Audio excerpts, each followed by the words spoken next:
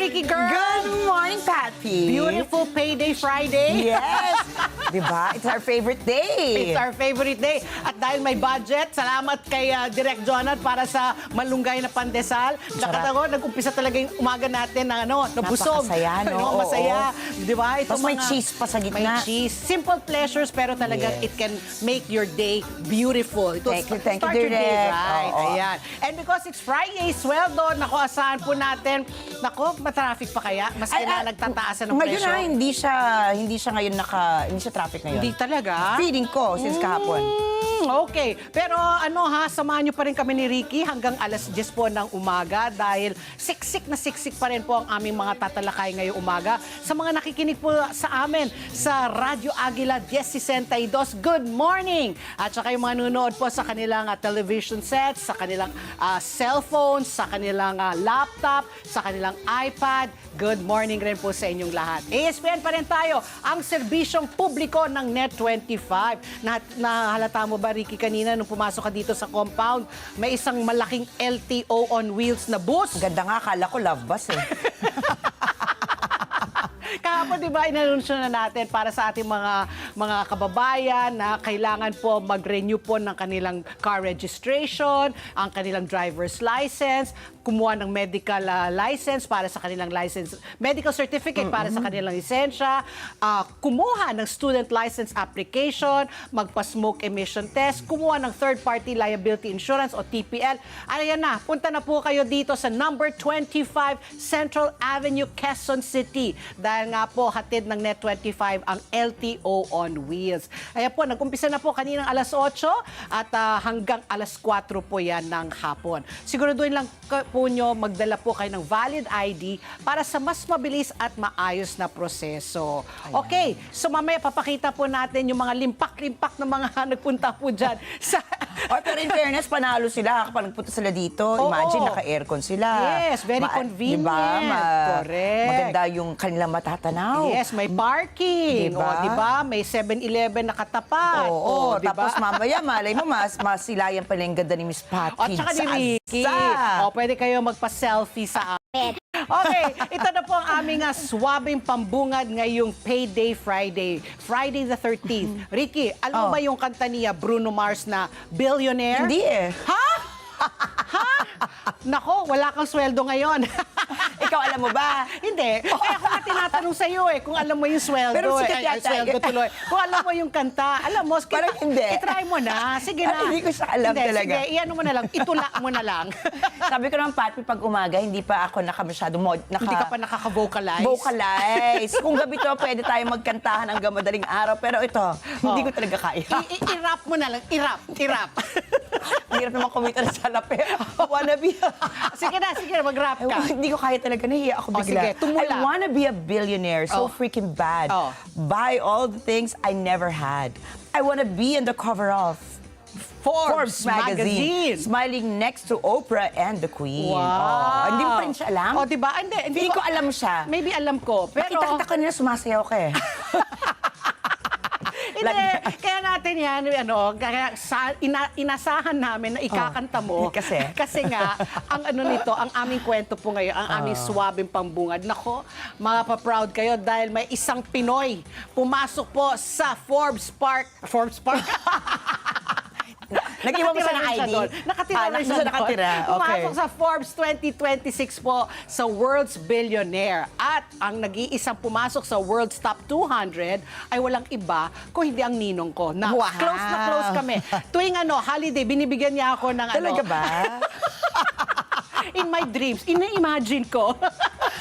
Yan po ang casino tycoon. Tapos siya rin po ang may-ari ng International Container Services dito. Walang iba kundi si Enrique Razon Jr. So, yes na yes! Pasok po ang chairman nga ng International Container Terminal Services at ng Bloomberry Resorts Corporation. Yan yung may-ari ng mga, ano ba yung sa kanya? Okada ba? Okada ba? Hindi, Soler. Soler yung sa kanya. Kasi Mega World yung isa, di ba? Yung mga Resorts World. Tama. So sa kanya yung Soler. At ang Manila Water Company, ayan, nangunguna po siya sa 16 na mga Filipino tycoons po na napasama nga sa lista ng pinakamayayaman sa buong mundo. Oh, and take note, si Mr. Enrique Razon ang nag-iisang Pinoy nga na nakapasok sa top 200. Ang rank po niya, 175 globally. Wow. And his net worth, kapit mga Pilipino, at mag-calculate kayo, $16.5 US. Billion. 16.5 billion US dollars. Joy me, paki-calculate. Nga times 59, kung time, o 60 na natin. Naku, ilang billion yan? How many hundreds of Baka billions trillion na yun, pesos? ano? Trillion Hindi peso. naman siguro. Diba? Hindi pa naman siguro. 16 times 60, ganun mo na. ganun Kasi mo na alam lang. ko, mas lungkot ang balita mo mamaya sa ating dollar. So, $16.5 billion. Nako, grabe, ang daming pera, kadamo. Sunod naman po dyan sa listahan ang chairman at CEO. Nako, isa na naman kong ninong ng San Miguel. Wow. Wala yung ba ako hindi si Ramon Ang. Si Ayan, RSA. RSA. Habang pumangatlo naman, number 3 po, ay LT Group Chairman, si Lucio Tan. Philippine Airlines, Philippine National Bank, di ba? Yan po ang mga pagmamayari niya. Kasama na rin po sa lista ng real estate mogul na si Manny Villar. Di ba una siya yung dating pinakamayaman na Pilipino. Diba? Pero kine-question ng SEC, so nag-slide down siya sa number 4. At syempre, yung mga miyembro ng pamilya C. Di ba? Sina Big Boy, Hans C, Henry C, Teresa C, Tessie C. Coson. Di ba? Sila. Alam mo, kung ipagsasama-sama yung mga net worth ng mga C, baka humabol sila kay Enrique Razon. Tingnan mo, kaya sasabihin ba nila, imagine 8.2 billion people in the planet. Pag na 174 si Enrique Razon na, tama ba? 175 na Pilipino. Yeah. Kaya hindi ako naniniwala na mahirap ang Pilipinas, di ba? Pero yun nga lang, ang Pilipino kasi either, parang pyramid nga sabi nila iilan lang talaga, small 0.1% percentage ba? ang nasa 1%. mayayaman. Tapos like a pyramid, yung base, ang pinakamahihirap. I think So it's not distributed equally, parang ganyan. Pero It's not, huwag tayo masyado malungkot kasi hindi na naman sa Pilipinas ganyan. Halos sa buong mundo. Konti lang yung bansa mayayaman na talagang may equality and yung strong equity. middle class. Yan, yung diba? strong middle class. Ayun naman yung gusto natin mangyari ngayon sa Pilipinas, di ba? Correct. Ito naman ang entry ko. Anong entry mo? Sige Siyempre, na. pambagets yung akin. Sa akin yung mga ninong Mga ko. ninong. Ayan. Sa'yo, ano? Kung si Tycoon Enrique Razon Jr. ay nakaka-proud to the max level, ito ang mas nakakabilib at nakaka-wow billion times. Billion times May mga because- kabataan katulad ko. Wow! Wow! Eh di wow. Wow talaga. Ikaw We. na. Na sige. wala pang 30 anyos, walang malaking business empire na pinagmulan pero nakapasok sa Billionaires Club. Hindi sila mga nepo babies? Wala, hindi mga nepo baby yan. Kasi Oo. ayon po sa lista ng Forbes para sa World's Youngest Billionaires of 2026, mas dumarami ngayon ang mga Gen Z billionaires sa buong mundo. Yan po yung mga nasa early 20s hanggang late 20s. Imagine mo yun, ha? Habang ang iba sa atin sa ganyang age noon ay nagsisimula pa lang mag-ipon para sa pangarap na bahay o kotse. Oo diba? nga, nung 20 ako, ano pa pinag-iisipan ko noon? Wala. Love life? Hindi. Paano ko gagastusin yung ilang thousands ko? Yung ilan na kinikita ko, di ba? Ito, sila nakapagtayo na ng mga tech companies, startups, and AI businesses na bilyon na ang halaga, ha? Wow. Kaya narito po ang top 5 youngest billionaires sa 2026 list ng Forbes mula sa World's Youngest Billionaires 2026 according to age. According to age, o pinakabata. Emily Voigt Treyes, 20 years old from Brazil. Aba, Brazil! Wow! $1.1 billion heir ng industrial machinery company Neweg. Air siya eh. I-air naman, madaya. Oo nga, akala ko ba dito nepo baby. Kaya nga, Next is Johann von Bombach, 20 years old mula sa Germany. Ba't siya ba yan? Bakit siya Asian? ba German? Yeah. $6.6 billion naman po. Tagapagmana din eh. Air rin siya. Air ng Pharmaceutical. pharmaceutical company na Boehringer Ingelheim. Tama ba? Ingelheim. And then, of course, di ba, ito si Clemente Del Vecchio. 21 years old lang, ha? Oy, ang pogi. Grabe! Oy, ang pogi. Alam mo ba, Pati, kahit wala na siyang bilyon, okay lang sa akin. 21 years old. Pwede sa anak ko. Di ba? mula sa Italy. Wow. $6.8 billion. May stake sa eyewear giant Eyewear? EssilorLuxottica. Luxottica. Alam mo talaga kahit wala na siya billion. Ang gwapo Ang gwapo nitong na pwede na. batang to. Oh, ito. Oh, tapos? Si Livia Voigt de Assis, 21 years old, again from Brazil. $1.4 billion. Din. Magkapatid ba sila? Kapatid, oo. Ng WEG Industrial Machinery Company. Si Kim Jong-un. Yun, siguro yung baka yun kanina. Ay, hindi. Pogi ba, Pat? Alam mo, pag ganyan gwapo yung pitaka niya, Oo, pwede na. 22 years old ng South Korea, $1.7 billion. May malaking stake sa gaming company na Nexon. Gaming. Sa panahon ngayon, isang magandang ideya, tamang timing at matinding diskarte lang, pwede ka na makasama sa listahan ng mga pinakamayayamang kabataan sa mundo. Basta sikap at tiyaga lang talaga. At saka dapat talaga you think outside no? of the box, di ba? Yung mga hindi pa naiisip, hindi mo akalain na papatok talaga yan. Kaya dapat din, open-mindedness ka. Yes. Open-mindedness ka. Kasi halimbawa, tanda mo yung Nokia na telepono. Kaya siya nagsara, alam mo kung bakit? Kasi ayaw niyang makisabay. Kay Doon Apple. Ayaw niyang makisabay. Tapos meron pa yung Kodak, ang daming Kodak. Oo, yung camera. Hindi niyo po alam yung siguro yung dati, Yung chick-chick, yung click-click. Yung Tapos, may film pa, di ba? Ayan. Ayaw Kaya na niya sila nagsara. mag-digital. Kasi alam mo ba, yung unang naka-imbento ng digital camera, dati niyang empleyado. ng Kaya Kodak. Ayaw niyang pansinin ang digital. Ayaw niya Ngayon. mag-transition. Pero alam mo ba, nagbabalik ulit Ang yung Kodak? mga, I don't know if it's Kodak, pero alam ko, Fujifilms nagbabalik, nagiging popular. May film din ulit. May film Kasi gusto ulit ng mga kabataan mag-analog nga. Ayun na Kasi nga. nothing beats nga hard copy, di ba? Yung pictures mo talaga. Kung may mangyari sa phone mo, hindi na save sa cloud, Ayun di na nga wala na. Ayun At na least nga. pag may album ka, Ayun na maski nga. na papaano, meron kang souvenir. Tama yan, yung lagi sinasabi ng nanay ko. Oo. Kaya na nahack yung Facebook ko nga. Oo. Wala na lahat ng memories ko. Kaya nga. Ito naman po. Sige, weather girl, magpaandar ka nga kung ano ang status ng ating panahon ngayong weekend. Well, Pati, patuloy naman na nakakaapekto ang kanina sa malaking bahagi ng bansa. Kaya kanina sabi mo medyo malamig, Kabilang sa mga lugar na makararanas sa epekto nito ay ang Cagayan Valley, Apayao, Kalinga, Mountain Province, Ifugao, Aurora, Quezon, Camarines Norte, Camarines Sur, Catanduanes at syempre dito po sa Metro Manila. Apektado rin ang natitirang bahagi ng Luzon, Visayas, Caraga, Zamboanga Peninsula at ang Northern Mindanao. At dahil dito asahan ang maulap na kalangitan hanggang sa makulimlim na kalangitan na may karat-karat na pag-ulan at pagkulog pagkidlat sa mga nasabing lugar.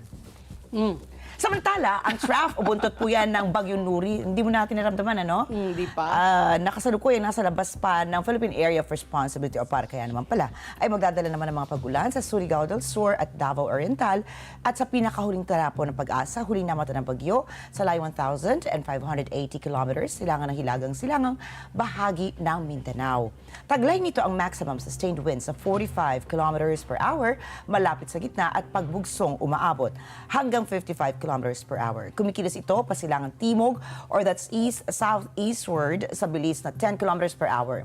Patuloy pong magbantay para sa mga susunod pang ulat panahon. Ang highest temperature natin ngayong araw ay aabot sa 31.2 degrees Celsius na mararanasan mamayang alas 4 ng hapon at lulubog ang araw mamayang 6:06 p.m. Tignan mo, dati nararanasan ang peak ng temperatura kapag 2 p.m. Ngayon 4, kaya pahaba na ng pahaba yung summer talaga. Correct. Okay, nako, ito na. Dahil nga Friday ngayon, masamang balita na naman. Asahan po natin muli ang pagtaas po ng lahat ng mga produktong petrolyo. Kaya po ngayon, kung dahil po sweldo ngayon, magpakarga na po tayo dahil walang mintis. Pagdating po ng Martes, magtataas po lahat ng petrolyo. Okay, matapos po iutos ng bagong Iran's new supreme leader ang kanyang puwersa, napanatelihing sarado ang Strait of Hormuz. Kasunod dito ng matitinding pag-atake po na sinasagawa ng Iran sa mga energy facilities dyan po sa Middle East na nagdudulot po ng pagtaas po ng pandaigdigan presyo ng langis. Ayon po sa mga pagtataya ng Department of Energy, maaring tumaas po ng humigit kumulang 18 pesos po kada litro po ng diesel. Itong linggo na ito, di ba, umakyat na po ng halos 20 pesos. So, madadagdagan na naman ng 18 pesos Ay. ang litro ng diesel. 15 pesos naman kada litro po ang itataas po ng presyo ng gasolina sa susunod na linggo. So talaga po kung meron kayong budget, magpakarga na po tayo ngayong weekend na ito. So ano lang ha, pagplanuhin po natin lahat po ng ating pupuntahan. Kung pwede po tayo mag-public transportation, mag-carpooling. Tama. Isipin lang natin talaga kung importante, kung hindi na importante, manatili na lang tayo sa ating mga bahay, magtipid at patuloy pa rin tayong manalangin na matapos na talaga itong digmaan dyan sa gitnang silangan. Anyway, hay nako. O, pwede ka mga bayo. Mga bayo. Bisikleta! Bisikleta. Labas Saan ba na yung yung mga kabayo? Sa bisikleta. Bukidnon, di ba? Oh, sa Yung drive-thru. Bukidnon. Yung mga Oh. bisikleta na lang. Okay, ito na po ang ating super panalo news para sa ating mga minamahal na senior citizens at sa mga pensioner. Ayan. Dahil po mas pinadali na po ngayon ng Social Security System o SSS ang pagproproseso po ng para tuloy-tuloy po ang pagtanggap ninyo ng inyong pensyon. Inilunsad na nila po ang facial authentication system, aba high-tech na gagamitin po sa annual confirmation of pensioners o yung tinatawag nilang ACOP. Ibig sabihin po, hindi na kailangan po nyong bumahe, pumila o magpunta pa sa pinakamalapit na SSS branch para magpa-verify. Sa pamamagitan po ng face scan, gamit po kahit anong device na may camera tulad po ng cellphone, tablet o ang inyong laptop, pwede nyo na pong makumpleto ang verification kahit nasa bahay lang po kayo. So gumamit lang po kayo ng sistemang ito ng biometric liveness check para matiyak na tunay po ang pensioner. At buhay pa. At buhay pa. O di ba dati, nung hindi pa tayo masyadong high-tech, kailangan parang yung mga pensioner, dala nila yung periodiko na may date ganon. para ipakita na sila pa ay buhay. Kasi may mga iba, they take advantage Patay na, pero kunyari, Kinukuha pa rin nila, no? nila yung pensyon. So dati yun yung old way, yung magpapapicture ka, tapos kung hindi ka makakapunta sa SSS, Correct. kailangan may picture ka, hawak-hawak ang periodiko. Ngayon, ayun, live na, may facial recognition na lang. So, yan po ang ating magandang balita para sa ating mga pensioner. So, wala pa daw 1 minuto, matatapos mo na ito i-verify. Kailangan mo lang i-download, I guess, the app for the facial recognition. So, kapag ang mukha ay na-verify na ang kanilang pagkakalinlan, automatic na daw yan ma-update ang records ng SSS at tuloy-tuloy po ang pasok ng pension. Chiching-chiching sa inyong land bank. If I'm not mistaken, Finally. either land bank or your designated bank yan. Bahagi po ito ng modernization ng SSS para mas mapadali ang serbisyo para sa halos 4 na milyong pensioner. Wow, 4 million sa bansa. Lalo na po ngayon tumataas na po ang gastusin sa pamumuhay. So every peso counts na Talaga. Lalo na sa kanila, di ba? yan na lang inaasahan nila, di ba? So kailangan po, lolo, lola, ayan, pa-update nyo na po yung facial recognition. Pero tulungan sana sila ng kalamang apo at mga anak. Kasi alam mo naman yung matatanda. Low-tech. Ako nga, hindi pa ganun katanda. Hinihingi ko rin tulong ng anak ko, paano ba Pareho magagawa nito, tayo. di ba? Parang kahapon, Papi, nagpunta ako isang araw nagpunta ako dun sa BIR sa San Juan. Ang ganda na. Ang ganda sa San Juan talaga. Bakit hindi ka nagbabayad ng iyong buwis? Hindi. Bakit ka nagpunta sa BIR? Naniningil ako. Sabi ko, napunta lahat. May Sabi ko, hindi. refund? Napunta lahat sa flood control. So, sinubukan ko lang na singilin yung aking 12% dapat. But anyway, ito, nakita ko, talagang high-tech na rin yung opisina ng BIR doon. Talagang mga pindut-pindut na. Alam mo yun, so, meron silang Wala parang... na masyadong human intervention. Wala na, pero sa guard pa lang yun, ha? Naawa ko kasi may 2 matandang pumunta. So, hindi nila alam paano how to work it. Yung automated na gate. Gate lang yan, ha? Gate, So, sana po yung mga pensioner po, matulungan sila ng mga anak nila at mga apo. Correct. Para naman hindi na kayo kulitin din sa susunod, di ba? Paano ba ito? Anyway, ito naman, meron din ako super panalo news Go mula ahead. naman sa mundo ng siyensya na posibleng magbigay liwanag. Kasing liwanag ng ating presidente na si CRV. Good morning po, CRV. Ako si CRV, akala ko si PBBM. Hindi, kasi alam mo yung pag nakita mo si CRV, di ba napakaliwanag ng kanyang Nagsashine ang ngiti. kanyang ulo. Ay, ako ang ngiti! Kasi sumisimsik ngayon dahil Payday Friday. Okay. Anyway, ito. Literal na liwanag sa milyong-milyong taong may problema sa paningin. Dahil sa University of Granada sa Spain, nakabuo na ang mga researchers ng artificial cornea na gawa sa kaliskis ng isa. Grabe, di ba? Pag nakita mo, alam mo yung kaliskis, ano? Yeah. Di ba para siyang, what's this? Yung parang fish scale na, di ba? Parang Yun ang glassy. Yeah, Yes, tama po ang narinig nyo. Kaliskis ng isda o fish scales scales. nga. Ang cornea, ang malinaw na bahagi sa harap ng ating mata kapag ito ay malubhang nasira dahil sa sakit o aksidente. Kadalasang cornea transplant mula sa donor ang solusyon. Ouch! Pero ang problema, limitado pa ang donor organs at mahaba ang waiting list. Kaya ang naisip ng mga scientists, gamitin ang kaliskis ng mga isda para gumawa ng artificial cornea. Ayon sa mga researchers mula sa Tissue Engineering Group at IBS. Granada Biomedical Research Institute, ang kanilang nagawang cornea implant ay malinaw, matibay at highly biocompatible. Ibig po sabihin yan, may malaking pag-asa at tsansa na tanggapin ito ng ating katawan. Oh. Ano kayang isda? What fish Tilapia. scale? O bangus, tilapia, or yung president's fish? Baka, di ba? Oo, diba? Kasi mahal. Okay, oo. Sa mga lab tests at pag-aaral sa mga hayop, maganda na raw ang naging resulta ng implant para sa corneal repair and regeneration.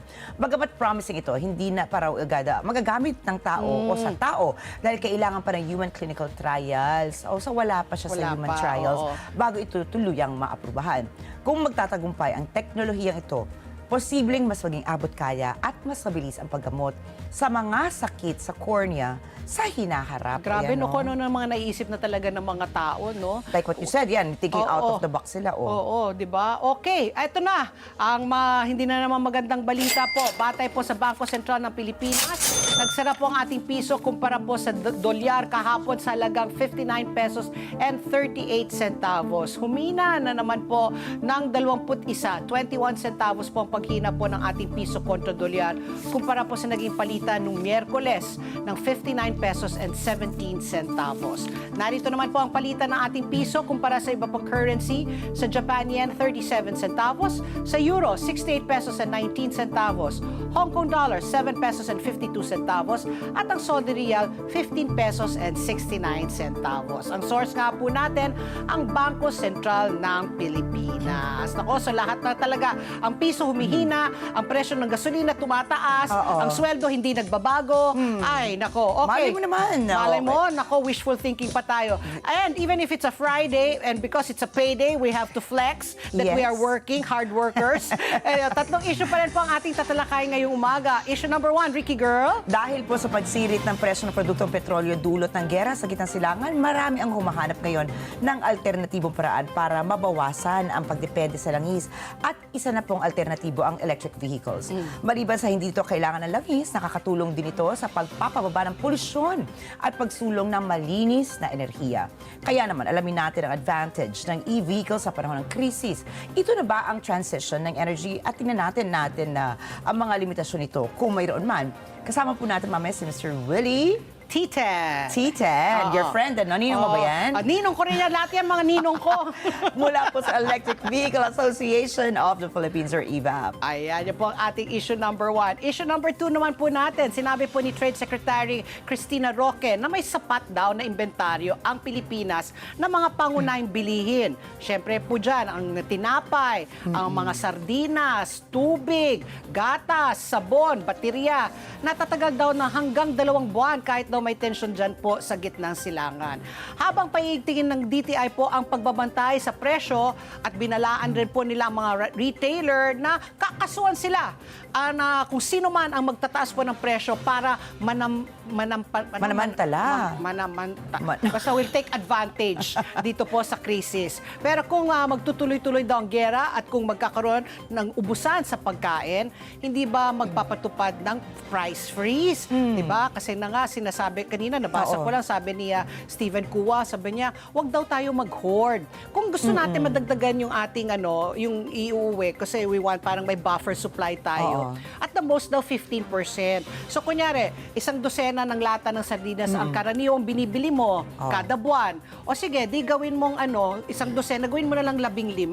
Kukunti lang, wag naman yung dodoblihin mo, gagawin mong 24. Wag naman daw ganon. 15% daw yung lang. From your usual. From your usual, if ever. So makakausap po natin mamaya ang Department of Trade and Industry Fair Trade Enforcement Bureau, ang Assistant Division Chief si Mr. Joel Buwag. Ayan po ang ating makakausap po sa issue number 2. Issue number 3. Samantala po, iniutos ni Pangulong Ferdinand Bongbong Marcos na agad ipamahagi na ang 5,000 pesos fuel subsidy para sa mga drivers ng mga pampublikong transportasyon na apektado ng pagtaas ng presyo ng langis dahil nga yan sa tensyon sa Middle East. Uunahin munang bigyan ng subsidy ang mga tricycle drivers, kasunod ang mga jeepney drivers at makatatanggap din ng tulong ang mga TNVs, UV Express and bus drivers. Kaya naman, alamin natin sa kanila kung sapat ba itong 5,000 pesos na ayuda.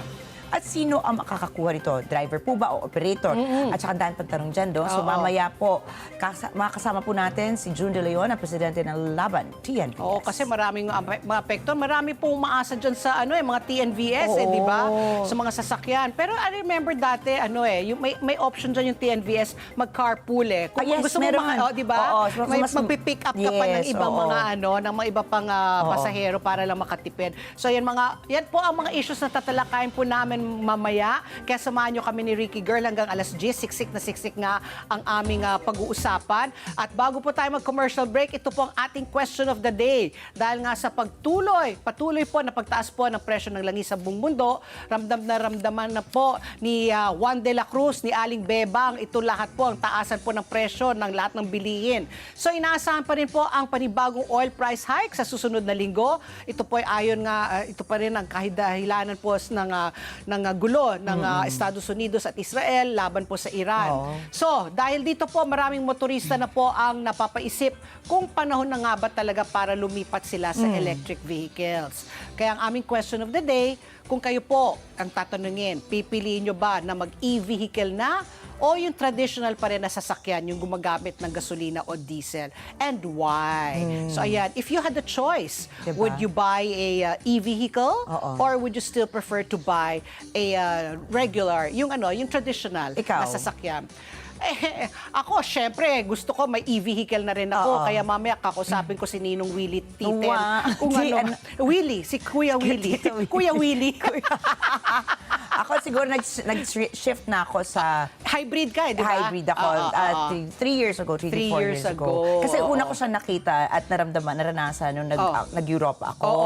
So talaga naman parang ang sarap, hindi maingay, walang pollution. Tapos feeling ko, nakakatipid. Pero ilang tama yung interview natin kahapon, yung mga e-jeep na ginagamit ngayon ng mga ating mga modern jeepneys, hindi siya ganun ka-effective yata dito sa Pilipinas. So tanongin natin, kulang diba? Kulang daw yung mga charging station. Tapos I think yung after service, diba, pag may nasira, yung mga spare parts. So me, that's why when I bought my car also, somebody said, Pat, it's hard pa kasi hindi pa talaga fully tayo fully integrated na kaya pa natin. Kaya yun siguro ang kailangan din isipan bago sila mag-comment, Kasi hindi pa kulang nga yung charging stations pa dito.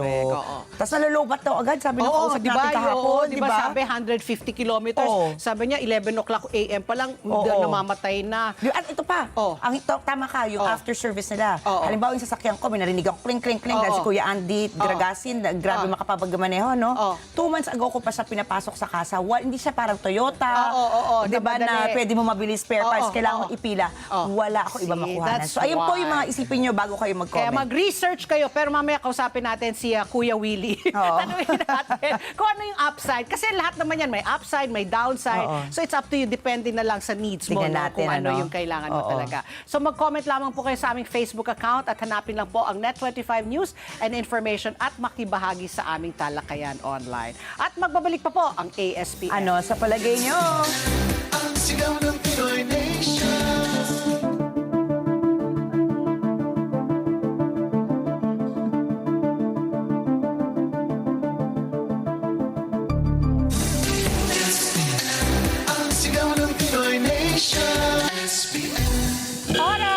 Alas 8:33 na po ng umaga. At alam nyo ba na sa dami po ng oras natin sa gadgets and computers, mas napapagod ang ating mga mata. Buti na lang, may eyeberry na tumutulong mag-protect laban sa eye strain and oxidative stress. Kaya kung gusto mong maalagaan ang iyong paningin, mag-eyeberry na araw-araw. Okay, eyeberry. Oras muli. Alas 8:34 na po ng umaga. Silipin na natin po ang mga nagbabagang mga balita ngayong Friday the 13th, payday weekend na rin, March 13, 2026. Nababahala po ang industriya ng turismo ng bansa sa munoy pag-alis ni Tourism Secretary Cristina Frasco habang naghahanda ang Pilipinas para sa mga aktibidad pang-turismo kaugnay po ng Association of Southeast Asian Nations. Kasi tayo ang host, di ba? Nagpahayag ng pag-aalala ang mga stakeholders sa turismo matapos italaga ni Pangulo Ferdinand Marcos Jr. si Cristina Frasco bilang Presidential Advisor for Sustainable and Resilient Communities. Kinumpirma ng Presidential Communications Office ang pagtatalaga kay Frasco sa bagong papel at sinabing pansamantalang pamumunuan ang Department Frasco. Nagpahayag din ng pagkadismaya ang mga stakeholder mula sa pribadong sektor dahil nasa kalagitnaan pa ng pagpapatupad ang ilang inisyatiba at programa na sinimulan sa panunungkulan ni Cristina Frasco.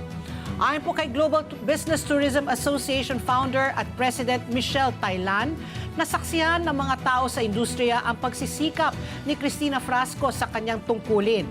Sinabi po ni Thailan na umaasa ang sektor na mananatili si Cristina Frasco sa tungkulin para tapusin ang mga ito. Ayon naman po kay Maria Paz Alberto, ang chairperson ng Pacific Asia Travel Association at pangulo ng ARC Travel Express Incorporated, mag-iiwan ng malaking bakas ang pamumuno ni Frasco sa industriya ng turismo.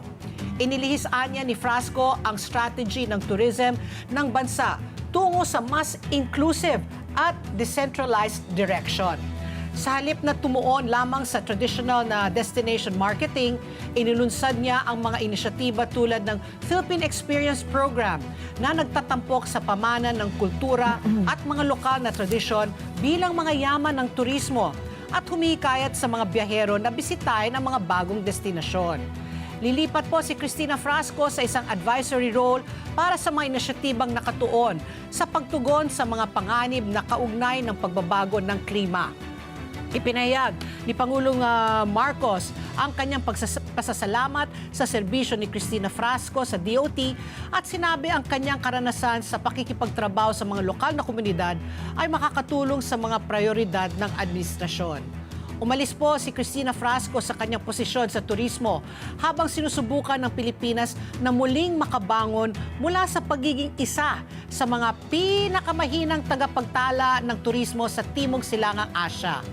Sinundan din po ng paglilipat kay Frasco ang ilang kontrobersiyang kinaharap ng ahensya sa panahon ng kanyang panunungkulan. Nauna na pong nabatikos ang Department of Tourism dahil sa mga tourism promotional material kung saan itinampok ang larawan ni Cristina Frasco kabilang ang isang magazine cover.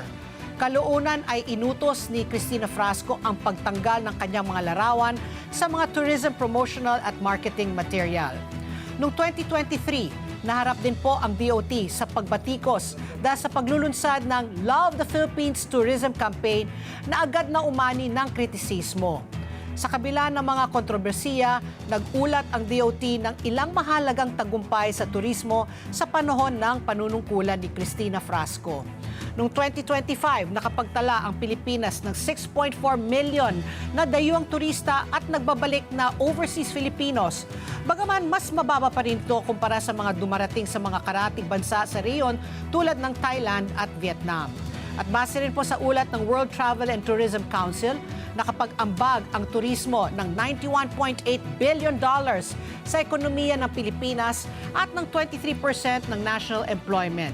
Naipasok din po ng DOT ang Michelin Guide sa Pilipinas. So kasi matagal na rin na chichismis di ba? Na isa siya sa mga tatanggalin. So finally it happened pero I guess sabi nga may mga stakeholders na nag-react kasi sabi nga nila kalagitnaan na tayo ngayon ng host ng ASEAN Summit tapos tatanggalin mo ang Tourism Secretary. So yun na nga parang valid naman yung kanilang pangamba. So hopefully yung si Yusek Buensuceso she'll be able to step up to the plate and continue the plans of DOT. Ang hirap naman kasi yun, di ba? Tama kaya, meron ng plano yan eh. Tapos biglang in the middle of the... midway, papalitan mo. Parang kay Kaufman, di ba? Kaya hindi nila mapaliman si Attorney Kaufman correct. Because, di ba, nandyan na yung... Nag-umpisa na eh. Oo, nag-umpisa na. So I wonder nga if this si Yusek Buensuceso, kung siya, eventually she'll become the DOT Secretary or may papalitan. Kasi di ba, mga nabalita, si Captain Stanley Nang, si Gregorio, di ba, ng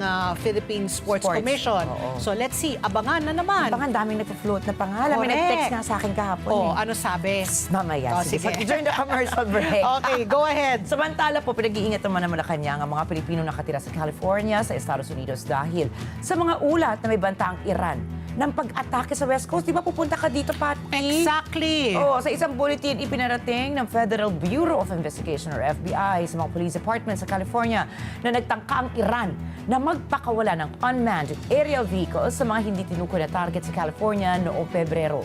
Nagbabala ang FBI tungkol sa posibilidad ng pag-atake sa hinaharap.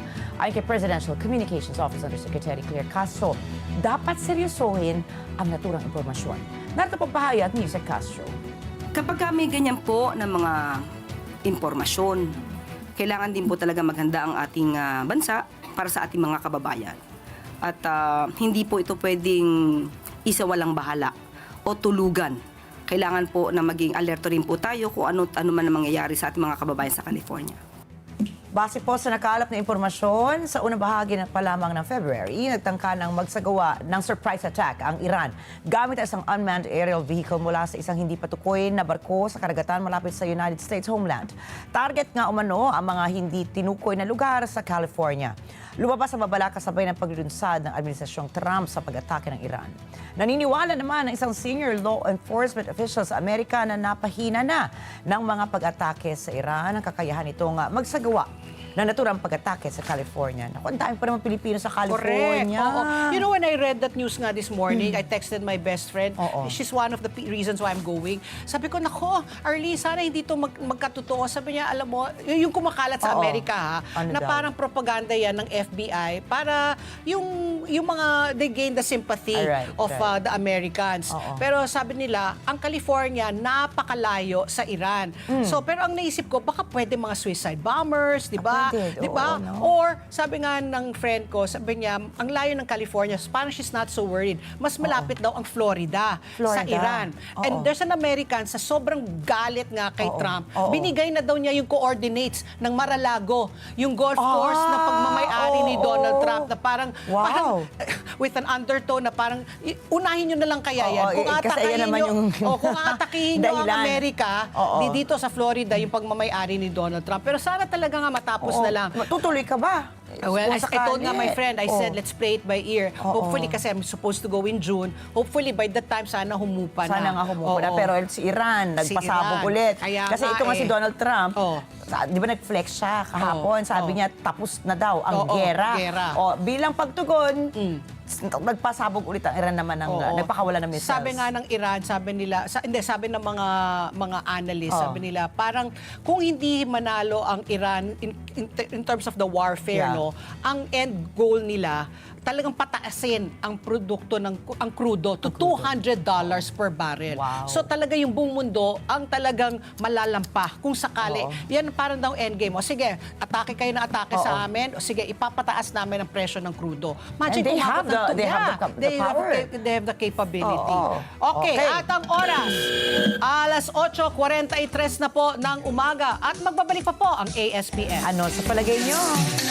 Ang sigaw ng Pinoy Nation. Oras, alas 8:45 na po ng umaga. And this Women's Empowerment Month, aarangkada na ang ganda at negosyo. Kaya po, para sa lahat ng womenpreneurs na tuloy-tuloy ang hustle, saan man makarating.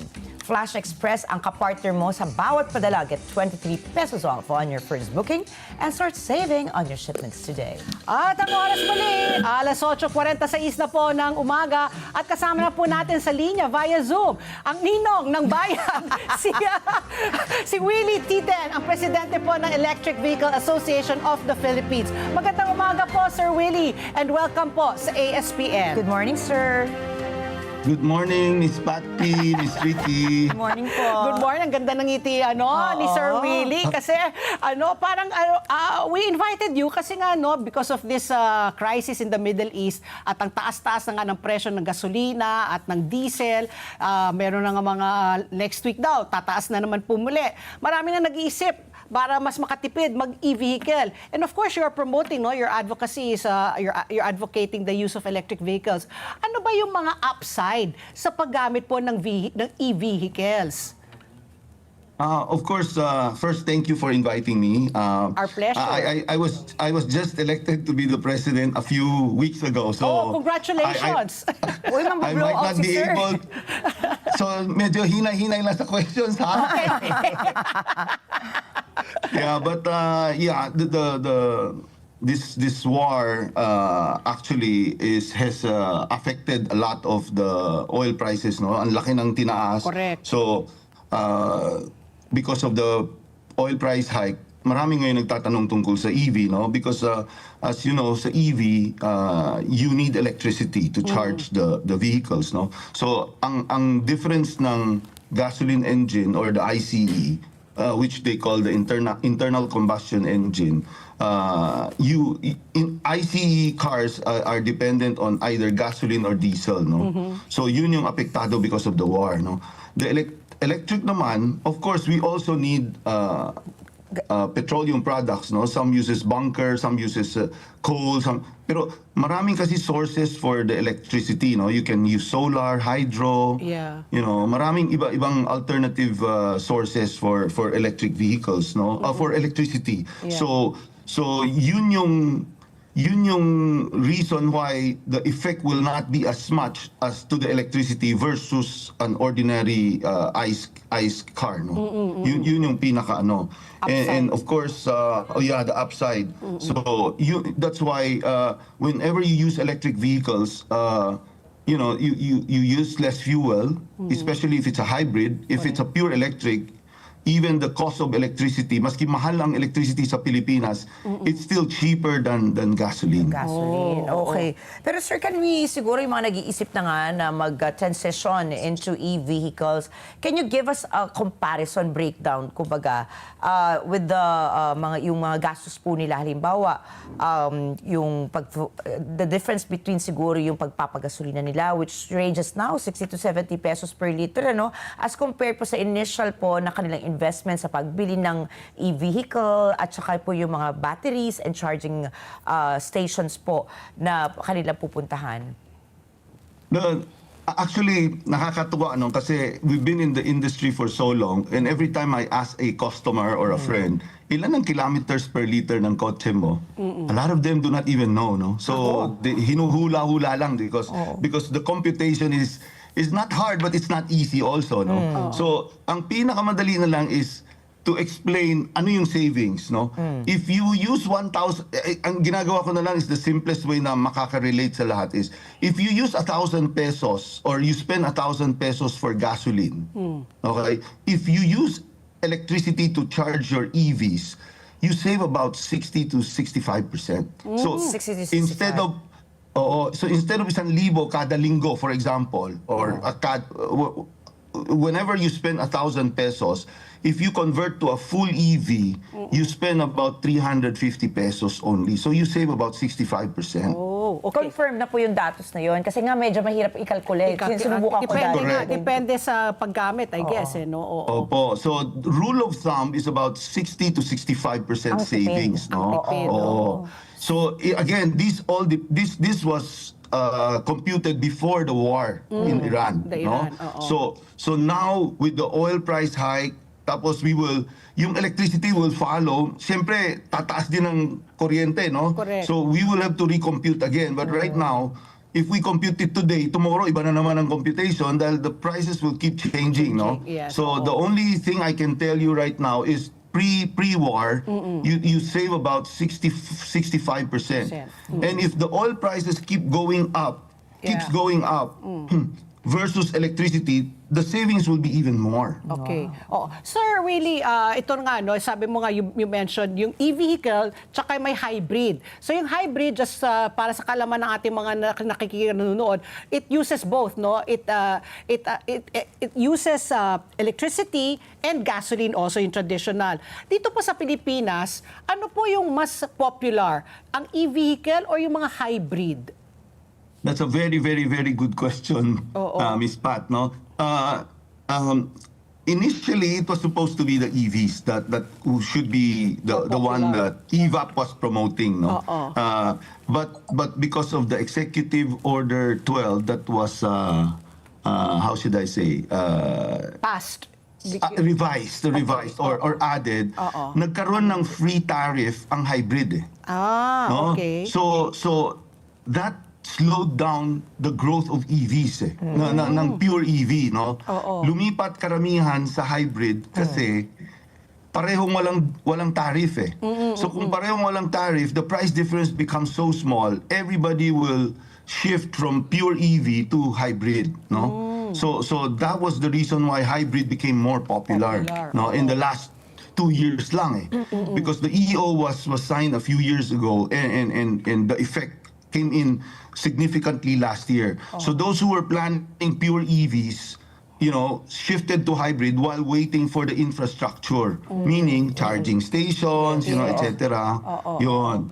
So if you're a prudent car buyer, but you want it to be efficient and you want to help save the environment, it's hybrid to go more than the e-vehicle in terms of the infrastructure that we have now. If you, let's say you only have the budget to buy one vehicle, would it be the traditional, the hybrid, or the e-vehicle given the infrastructure here in the Philippines? If you don't want to worry about anything, you'll buy the ICE, no? You don't need to worry about anything, no issues whatsoever, no? Yun yung mga conservative na ayoko na magproblema, I want a relaxed life, but I have to pay more because the gasoline prices are going up. That's no? for the traditional, Now, yeah, for the traditional ICE, no? But for between the EV and hybrid, my first question would always be, you know, do you live in a condominium or do you live in a single detached house or townhouse na pwede ka mag-install ng charger. Yun yung pinaka-importante because if you can install a charger, you save 65%, right? So I would look into that. But if I live in a condo, wala namang, you know, some Charging condominiums do not allow charging. Some do, some don't, no? So it depends, no? So if the condominium would allow it, then you can either choose a pure EV or a plug-in hybrid, no? Okay. So yun yung mga cases, no? But in case bawal, you still have the option to choose the hybrid electric vehicle that you don't need to charge. Yeah. You know, so it's still more economical to buy a hybrid na hindi plug-in type if you cannot have access to charging. Because please note that yung public charging stations, you know, they're supposed to be for emergencies or for long trips. You forgot to charge the night before, you know. Because remember that the public charging stations are there in case you don't have enough battery in your car, no? And of course, it will not be the same price as the one charging at home. They have to rent a space. They have to buy expensive fast chargers. Hindi mo pwede slow charger kasi sa public charging station. So there's cost there, no? So the savings will not be 65% if you charge in the public charging station every day. Okay. May bayad pala yun, yung May bayad pala yun. pagcha-charge. Akala ko libre. may bayad Wala pala nang yun. libre sa Libre Philippines. ngayon. Siguro, sir, jumping off on the topic of infrastructure, ano, the government po natin, ang ating pamahalaan po, ang target po by 2040 ay makapagkaroon po tayo ng 30% na EV share sa transportasyon. This is by 2040. How realistic is this po? Regarding, alimbawa, with regards to our infrastructure rollout, handa na po ba yung Pilipinas, you think, by the time na it's 2040? Initially, I thought it was kind of hard, no? It was kind of hard. It's not easy, no? Maybe this war is a signal na we need to look into it already. What are the chances of oil prices going down versus going up, di ba? With or without the war, I think prices of oil is going to continue to go up, no? So for me, the first thing that one of our biggest agendas sa EVAP is to make sure that if we can extend the incentives, because the incentive is only until 2028. What Yes. incentives are these, sir, again, for the record? These are number coding. sa number coding, sa zero tariff, you know. Not only for vehicles but also for charging stations, no? It was implemented, I think, in 2023 to 2028. So it's a 5-year thing, no? Pero if you look at 23 and 24, wala pa masyadong gumagalaw nun eh. Took time to start up, no? Last year lang medyo Sumipa. lumakas ang benta. Correct. Oo. Last year's 25, 26, 27. Ang bilis ng 28. Ilang tulog na lang, 28 na tayo. Election na yun. Ako, unfortunately, election na yun. Kuya Willie. Kuya Willie, ang aking Yan ang tanong rin. gusto ko. Yan ang gusto mo. Yung iba tawag tito eh. Gusto Tito, ko kuya lang. sige, Kuya Willie. Kuya. Yes. In terms of price points, malaki ba yung diferensya? Sabihin natin yung mga compact cars lang, yung mga introductory, mga first time na bibili ng mga sasakyan. Let's say for the mga ICE, traditional vehicles, na hybrid no, na if I'm not mistaken. Then, of course, the e-vehicles. In terms of price points, are they more or less the same price? Or mas mataas, mas mahal po bumili ng hybrid kumpara po sa e-vehicle, kumpara po sa traditional? Actually, the prices have more or less pantay na halos. Competitive na, no? Competitive na because of the zero tariff. Okay. So if that will be removed, then Mas mahal na. Tataas. Oo. And of course, nakatulong din kasi there's such an oversupply right now from China ng electric vehicles and hybrids. So they're basically, Disposing. disposing a lot of this. And even in the economy in China is not as great as what they expected. So there's a lot of oversupply.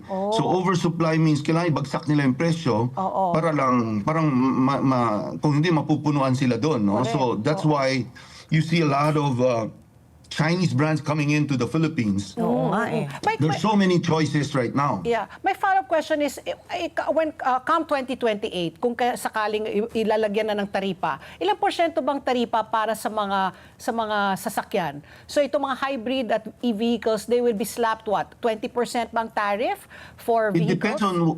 It depends on where it comes from. From China, let's say. We don't know yet what is the tariff from Rate. China. I would assume it's 20-30%, and laki nun. Yeah. No? So kung 1 milyon ng sasakyan, kung walang tariff, magiging 1.2 to 1.3. Malaki nga. Okay. Correct. And unless they're producing it from Southeast Asia, you get zero tariff, no? But most of it comes from China. you know? Talaga. Yeah, Magpunta ka nga lang na mall, ang dami na naka-car display doon na puro mga never heard Yes, correct. na names ng mga brands. Ano. Pero ito, sir, kasi sabi ko nga, I proudly transitioned into a hybrid about 3 years ago. Kasi po, nung binisita ko yung tsahin ko doon sa France, talagang sa kanila, common na. Common na yung mga hybrid, mga e-vehicles nga doon. Pero ang problema ko po, hindi ko naman na-check dito, kasi that was 3 years ago, konti pa yung mga choices dito, no? Yung aftercare, yung after sales po. So, halimbawa, siguro po para sa kaalaman din ng ating mga taga-subaybay na kinukonsidera na nga na mag-shift at transition sa hybrid, paano po yung mga pyesa? Gaano po ba katagal na halimbawa makahanap po ng isang halimbawa pyesa na nasira sa iyo? Can you compare po, can you make a comparison on the challenges between having like the normal na mga kotse na halimbawa Toyota nga, di ba? Pwede ka bumili kahit saan. Versus po sa paghahanap po ng mga pyesa na alam natin importante din for mga hybrid ngayon industry in the Philippines para po naman tuloy-tuloy yung serbisyo nila sa mga namimili sa kanila. Again, a super good question again. So ang masasabi ko pagdating sa mga pyesa, no, even if they're a popular brand, if they don't have an authorized distributor, mahirap. Yes. Diba? If you have an authorized distributor, it's the responsibility of the distributor to make sure that you have enough parts. No, parts is a chicken and egg problem. No? If the volume is small, siyempre, the volume of parts will be small also, di ba? So again, the most important thing is the customer needs to look at, is this brand, do they have an authorized, legal, or legitimate distributor in the Philippines? Because the distributor will not destroy their name just because they just sell cars, bahala ka na sa service. Hindi naman ganyan ang ano for an intelligent businessman, they will always say that, look, if I'm going to sell you something, I have to service it. Correct. Right? That's where you make money, actually, in the servicing, correct? Oo. Sa totoo lang, wala namang kita sa kotse if Correct. people believe it or not, no? Yeah. They see ang laki ng discount, baka malaki ang kita. It's actually support from the factory, no? Yeah. Because they have to lower the prices because they have so much inventory. So the income is actually in service. And if you do electric vehicles, konti lang is sa service. Wala kang engine, wala kang papalitan na oil, konti lang eh. The normal small stuff lang eh. So that's another advantage of having an pure electric vehicle, no? Your maintenance cost is so much lower. The hybrid, you'll have both, di ba? So May makina that's pa rin. the smaller disadvantage. Pero sa hybrid, wala kang sakit ng ulo because you don't need to have to worry about range parts. anxiety, Yeah. you know, the baka maubusan ako ng baterya. Alam mo naman ng Pilipino. Oo naman. Yung alam niyo yung check engine, Yeah.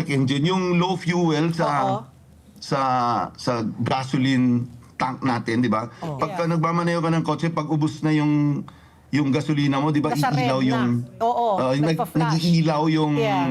yung gasoline Fuel mo. tank, oo. Sa Pilipinas lang yata napupundi yun eh.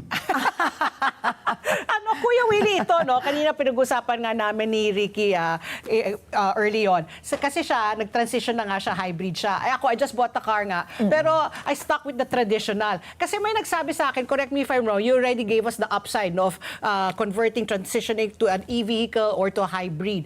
But the disposal daw of the batteries. Because they say, the environmentalists say, yeah, sure, yung mga traditional of this hybrid vehicles, yung paggamit ng lithium, yung hindi daw siya supposedly kaagad na dispose ng maayos. What do you have to say about that? Yeah, that's a challenge in the past, no? And it's a continuing research on that, and I'm sure China and other countries will continue to look for ways to do that, no? Yung sinasabi nila, battery normally for EVs right now, the battery is 8 years warranty. Okay. And it doesn't mean that on 8 years and one day masisira yung baterya nyo, no? Normally, it would last you about 12 to 15 years if taken care properly, no? So I believe in 8 to 15 years, I'm sure there's a lot of new things that will happen already. The prices will go down, everything. Yeah. Sources, they're talking about solid state batteries already. So maraming technology that will change in the next few years. So I think You're I'm more confident by the concerned. time. I'm confident that things will be better. The disposal will definitely be. Remember, we're behind already. China has been doing electric vehicles for quite some time, Yeah. and other countries or even the Europeans and the Americans are doing that already. So definitely there will be research, and they're doing it right now, and they will definitely come up with solutions to that. So yung importante lang sa Pilipinas. Operator ng jeepney. And sabi niya, may mga e-vehicles na sila, mga e-jeepneys. Ang pinangako sa kanila ng car manufacturer, aabot daw ng 150 kilometers a day yung biyahe. Pero daw ngayon, 11 a.m. pa lang daw, hindi pa umaabot ng 100, tigil na. So is this because of the maintenance? Is this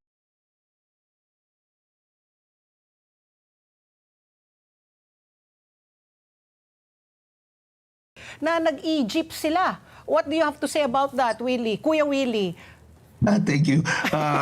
Kapatid, kailangan. Mamigay kita ng jacket! Pero in your case, Sister. mamigay ka ng hybrid. Okay, Kuya Payong Willie. na gagawin ko ngayon, payong na. Hindi Payong. na jacket. O, sige po. Okay. So ang masasabi ko dyan is first, before they buy an electric vehicle, they really have to research on it first. Siyempre, a seller will always sell anything, di ba? Yeah. The range is very important, especially for public transport. You need, hindi pwede, kasi palaging cost ang iniisip, which is, agree din, importante yung presyo. Pero kung katulad niyan, alas 11 pa lang, ubus na yung baterya mo, nakakuha ka nga ng murang e-jeep, pero hindi mo naman magagamit, Correct. sayang lang, di ba? So, again, if you want a longer lasting EV, you have to pay for the price, di ba? But the technology is getting the improvement in technology is so fast, there will be a lot of how should I say? Developments. A lot of developments on the range, no? Ang cars ngayon, some of them are already 400 kilometers range, eh. Some ganun 500, kahaba. meron na nga 700. So it will keep going up, no? Eh, how much more the public transport? Transportation. We really need at least siguro 300 kilometers. Yeah, for it to be Kasi- efficient. Oo. Kasi naman, when they say 300, baka 250 lang yan. Correct. Oo. Walang Diba? truth in Para- advertising. Ako siguro isang tanong lang po, no, Sir Willie. Sige na nga. Kuya Willie. Aya Willie. Ito, ang tanong ko lang po siguro sa akin, ano, bilang po ako nga ay talaga naniniwala naman po talaga sa potensyal ng ating mga electric vehicles. Kaya lang, syempre, marami pa rin agam-agam, yung marami nating kababayan, dahil nga, syempre, bago something new di ba? Paano alagaan, parang ang telepono, sabi nyo nga kanina, no? How would you encourage po, siguro yung mga kababayan natin na may budget naman, na halimbawa, kaya naman nilang pag-ipunan at gusto nilang bumili ng sasakyan, na i-considera po yung paggamit naman ng hybrid o kaya e-vehicles. Bukod po sa under the EVIDA law, di ba, sir, may tariff nga po na exemptions, may mga tax exemptions. Bukod po dito, paano nyo po ma-encourage or paano nyo siguro mahikayat yon ang mga kababayan po natin na i-considera? Ang importante kasi right now is kasi maraming biases, no? So yung mga against EV, sinisiraan nila yung EV. And sana ang pakiusap ko lang is tignan nyo rin yung other side of the coin. There's always like that, no? If EV is really bad, how come they're growing so much in other countries? The world is transitioning. Alangan naman lang, tayo lang ang tama. Why is everybody transitioning to either EVs or Hybrids. hybrid? Because even hybrids, they call it HEV, no? What does HEV mean? Hybrid electric vehicle. It's still an electric vehicle. Yeah. Meron lang engine, no? Now, if you're not 100% for full EV, let's try hybrid first. Yeah. After that, there's a huge chance that eventually you will go to EV, especially when the range gets longer, no? If, for me, kung umabot yung range ng electric vehicle to 700, 800 kilometers per charge, I think a lot of Sulit people na will yun. transition to the full EV na. So katulad ni Miss Ricky, right now naka-hybrid ka. Now, I don't know if it's a plug-in hybrid or an ordinary hybrid lang. no? So if the range would go to 600, kasi ang kilometer usage ng ordinary Filipino, especially here in Metro Manila, is between 1,000 to 1,200 kilometers per month. Yes, Can you correct. imagine if your full charge is 600 kilometers, you only charge twice a month? Yeah. Oo, parang payday lang yun, di ba? So, Parang ano So- daw? Parang payday lang. Payday, oo. payday lang, Twice a oo, month. 15-30 lang, di ba? So, Okay, even if pwede ka pa humiram sa charging station ng kaibigan mo na kung nasa condo ka, o pwede bang babayaran na lang kita sa charging ng kotse ko, o, di ba? Iwan ko na lang for a day, tapos I'll pay you, no? So, I think that would be the best thing. Always look at the other side. There's always two sides of the coin. Correct. Yeah. Of course, those who do not sell EV will always say EV is bad. Yeah. Hindi, siguro Those bottom who sell EV will always say EV is good. Sir, bottom I line do siguro, both. Sir Willie, ang bottom line, bukod sa nakakatipid ka sa gasolina, ang tanong po na marami, matibay po ba ito? Kasi para siyang laruan nga, pag una mo siyang nakita, parang laruan, ano, gaano po katibay? Kasi ang normal vehicle, usually, di ba, 10 years po, sabi nga nila, mas maganda ng palitan, di ba? Matibay po ba ang mga e-vehicle? Actually, I can say, dati not. Now, Dati hindi, ngayon. Dati hindi. Oo. Ngayon, nako, if you look at it, the improvement has Technology. gone, the technology has grown so much. Yeah, advanced na. Ang gumagawa ngayon ng mga EVs, puro robots na rin eh. So the human factor is a small element anymore. Small element na lang eh. So if I've been to so many of these factories because I'm dealers of a lot of the brands. So when I see them, grabe grabe, as in, konti lang ang tao. So what are the chances the robots will make a mistake, right? So, Okay, nako, very interesting, Kuya Willie. And we hope, no, talagang slowly we will transition na sa mga e-vehicles or start first sa mga hybrid. So we're not 100% dependent nga on fossil fuels. Thank you very much, Sir Willie. Sa ulitin po, Thank I you, will send sir. your Thank you, regards to and my friends. pakiusap lang po sa media if you can help us to request the government to extend the tariff, the zero tariff. the zero tariff. Oo. You know, kasi 2028, if you stop it, hindi natin maaabot yung Mapapush, 2040 na dream Goal. nila, no? Oo. Yes, Okay, yes. sige. Hihingi na lang kami ng jacket na lang sa'yo at saka payong.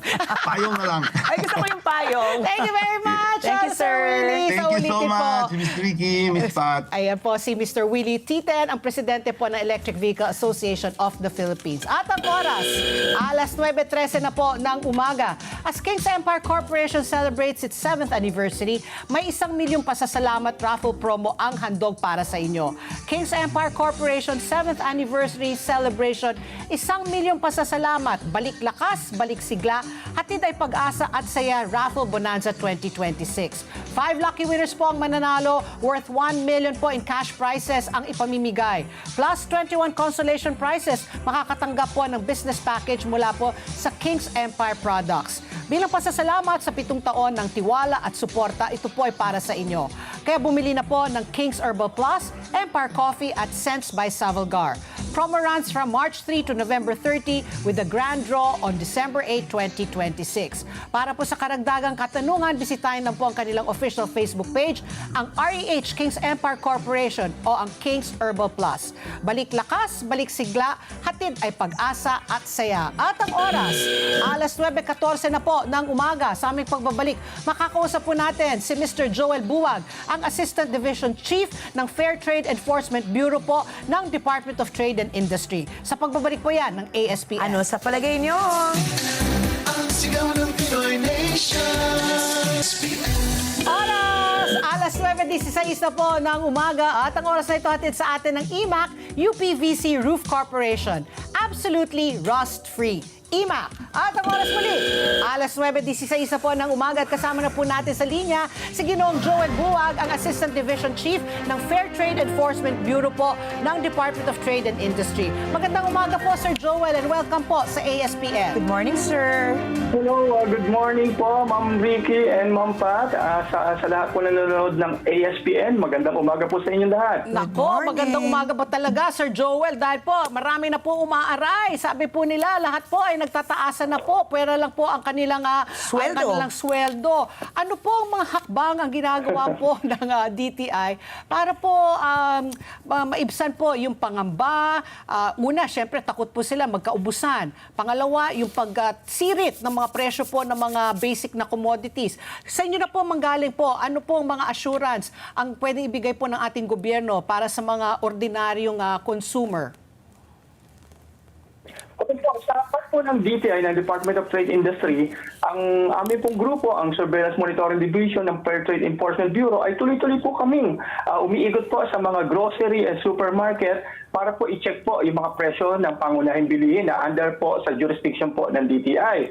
Sa ngayon po, wala naman po kaming nakitang pagtaas ng presyo ng mga bilihin at even the supply po ay sapat po. Wala po itong nakikitang pagkukulang. Kahit po siguro kayo pumunta sa mga supermarket at grocery sa ngayon, wala po kayong makikita mga pagkukulang po sa mga pangunahing bilihin. Oho, okay. Okay. So, sir, magpapatupad po ba tayo ng price freeze nga? At pag nagpatupad na po, ano po yung saklaw po ng mga produkto po nito? Oo. Ang price freeze kasi, epekto ito kung sakaling mag-declare po ang ating Pangulo ng tinatawag po ng state of emergency. Para rin po itong pag may bagyo, nagde-declare po na tinatawag na state of calamity. If ever kung mag-declare po ang ating Pangulo ng state of emergency, automatic po magkakaroon po tayo ng price freeze. Ang ibig po ng price freeze, yung presyo po ng bilihin on the last month, on the last monitoring po, yun po yung gagamitin presyo para po ma-freeze po yung mga bilihin. Anong mga bilihin po mga normal po nating pina-price freeze? Katulad po ng mga sardinas, gatas, canned goods and canned meats, asukal, at iba pang mga produktong saklaw po na tinatawag natin basic necessities. Okay. So I was going to ask Sir Joel, no, sabi mo nga, no, kumbaga sabi mo no reason pa to panic. Meron tayong enough supplies. Tapos ang price freeze po will kick in only pag ang presidente po ay nabigyan po ng emergency powers. Pero po, meron po nagsasabi, ito kanina, nabasa ko lang po sa periodiko, may mga ibang mga namimili na nag-hoard na daw kasi natatakot sila na dadating yung panahon na sisipa na, no? Sabi po ni Donald Trump, baka umabot 4 to 6 weeks pero parang hindi humuhupa. Alam mo naman po natin net importer nga tayo at least for the raw materials, no? Ano po ang inyo, may mga manufacturers na ba na lumapit po sa inyo at nagsabi na tinitignan na po nila yung posibilidad na magtataas po sila ng mga produkto nila dahil whether nagigipit na, no, mas mahirap na po mag-import or mas mataas na po ang mga kuha nila sa mga raw materials? Sa ngayon po, ma'am, wala pa namang kaming na-receive formal request para magtaas sila ng presyo. No? Normal po kasi, ang mga manufacturer ay nagbibigay po sa amin ng isang formal request na nakasulat po doon. Kunyari, isang produkto po ng sardinas, nakasulat doon kung magkano itataas sa presyo, bakit sila magtataas. Ang DTI naman po, pag-aaralan po yung kanilang request kung ito po ba ay karapat-dapat ibigay o ito po ba ay nasa tama o sabihin natin tama yung kanilang hinihinging pagtaas. O, yung una mong sinabi naman po, ma'am, about po doon sa hoarding, in case po may makita po kayong ganon, ipagpaalam niyo lang po sa DTI. Tumawag lang po kayo dito sa aming DTI hotline na 1384 o mag-email po sa consumercare@dti.gov.ph. I think po yung ibig po sabihin ni Miss Patpi, yung nag-hoard po is yung mga consumers. Kung mga consumers, di ba? Kumbaga, nagpapanik consumer. buying na po sila. Panic buying na sila.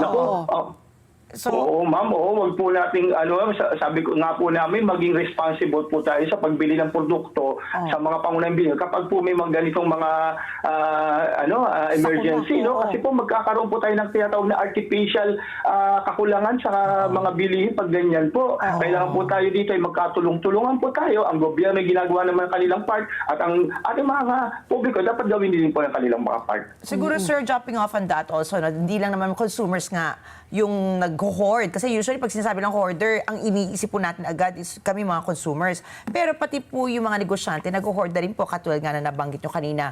Yes po. Yung mga nakalipas po ba na mga krisis na Tama po. kagaya po ng nararanasan natin ngayon, gano'n po kadami yung actual na nakuhuli po ng DTI na nag-hoard, nag-overprice, at para po siguro sa kaalaman at bilang babala na rin sa mga negosyante, under the Price Act po, ano po yung magiging kaparusahan nila kapag sila ay nahuli? Oo, unahin muna natin po yung tinatawag nating profiteering, yung biglang pagtaas ng presyo sa mga bilihin ng isang tindahan. In case po na mapatunayan po yung isang tindahan ay nagtaas po ng presyo, mas mataas po sa tinatawag natin price freeze na presyong inilabas ng DTI, ay maaari po siyang makasuhan ng may multa pong 5,000 to 1 million pesos po. Kapag naman po hoarding o yung nagtatago po ng produkto, ay maaari po itong makasuhan po na tinatawag naman po nating profiteering.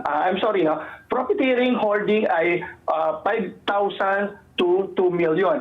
Pag mataas naman po sa price freeze, 5,000 to 1 million po ang penalty po noon. Doon sa mga nagdaan po nating may bagyo tayo, nagkaroon po ng price freeze, may mga anak ko dito po sa Metro Manila, minsan po umaabot po lagpasan po ang na-issue po namin notice of violation pag po may mga ganitong emergency. Okay. Sir Joel, may ilalapit lang po ako sa inyo. No? Kahapon po kausap po namin si Cowboy Vargas at siya po ay isang jeepney operator. No? At sabi ko nga, ibabanggit ko po to sa DTI. Kasi sabi niya, sila nga, humihingiling sila ng 2 piso, taas pamasahe dahil nga sa nangyayaring krisis po dyan.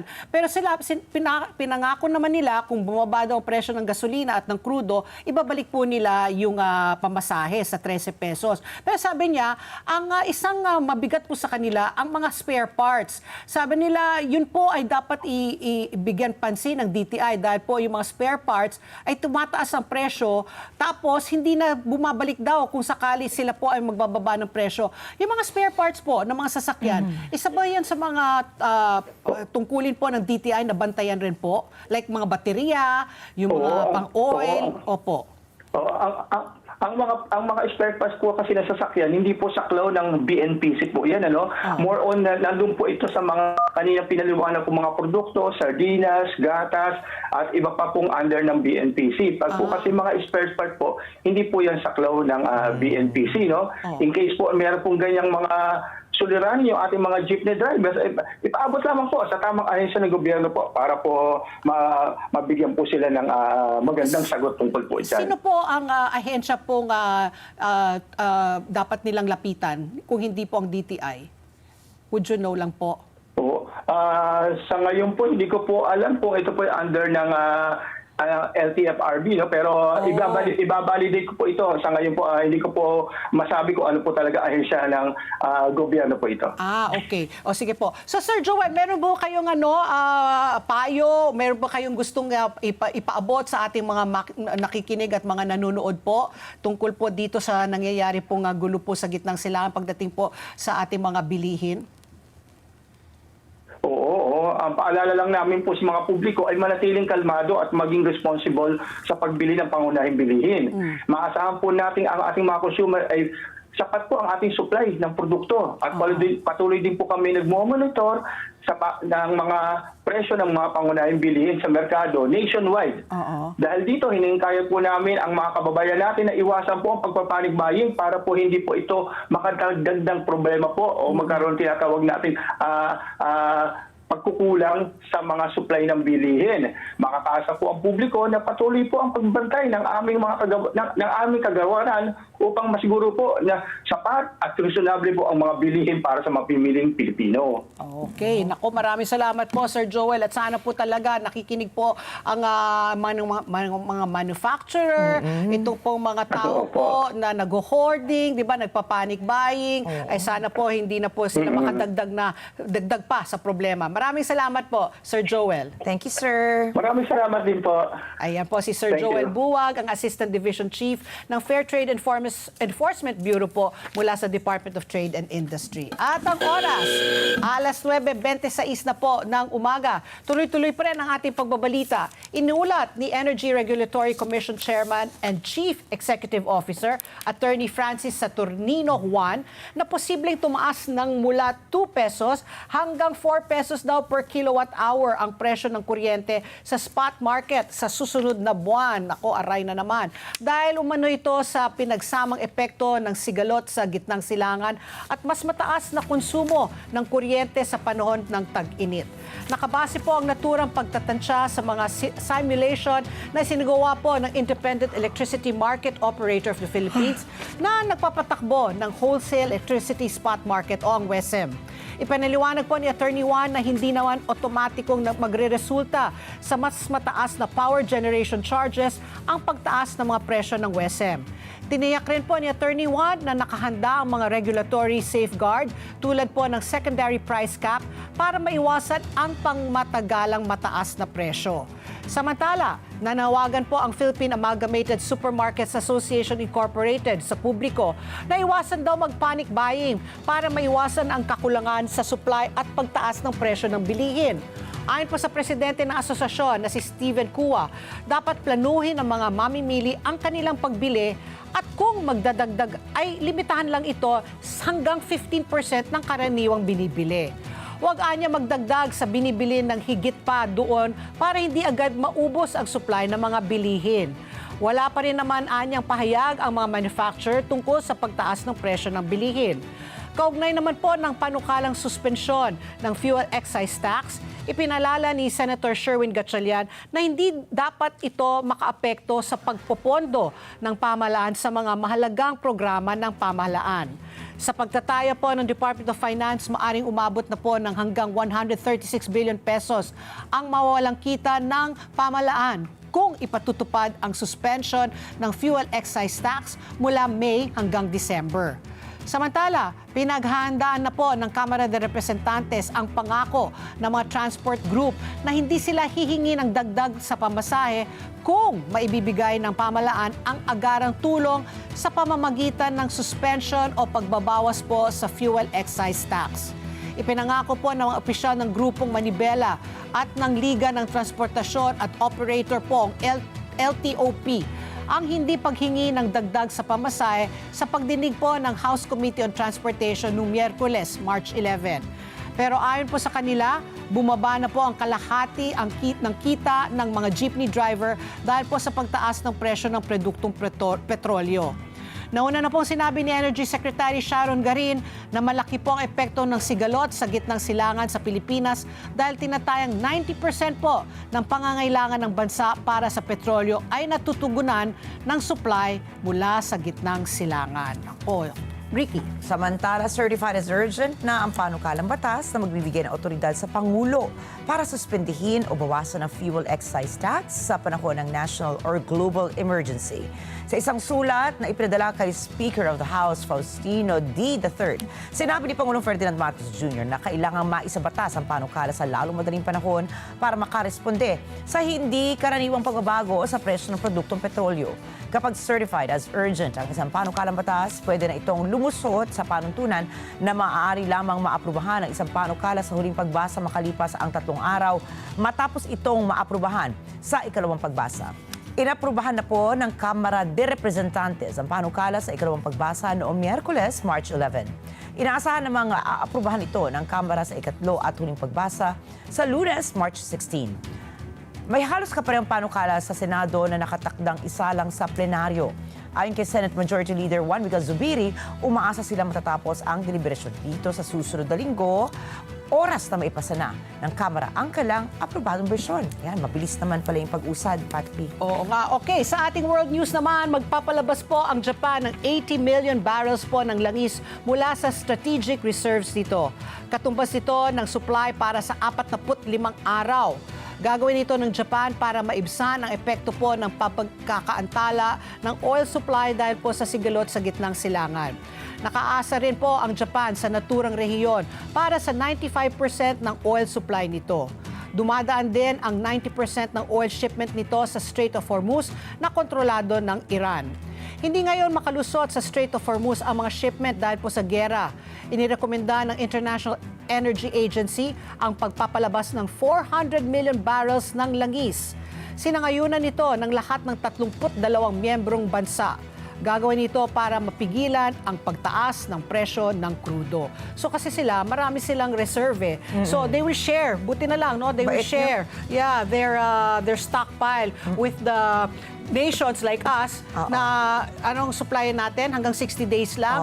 Sila parang almost 1 year kaya magpapalabas sila ng kanilang supply. So hopefully makatulong yan dahil nga yung Strait of Hormuz kung saan nga dumadaan 20% ng mga langis dyan ay nakasarado. At nanindigan na ang Iran talaga kahapon. Naglabas sila ng pahayag. Itutuloy daw nila hanggat hindi nakikipag-agree ang US and Israel sa mga inilatag nila na mga kondisyon.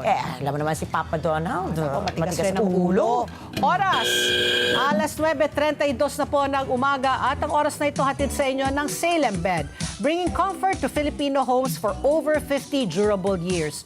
Salem Bed, ang hari ng tibay. Oras muli, alas 9:32 na po ng umaga sa aming pagbabalik. Makakausap na naman po natin ang ating sukay si June De Leon, ang presidente po ng Laban Transport Network Vehicle Services, mga TNVS, sa pagbabalik po yan ng ASPN. Ano sa palagay nyo? Ang sigaw ng Pinoy Nation. Information SBN. Oras! Alas 9:35 na po ng umaga at kasama na po natin sa linya ang nagbabalik si June De Leon, ang presidente po ng Laban Transport Network Vehicle Services. Magandang umaga po, Sir June. Welcome back po sa ASPN. Good morning, sir.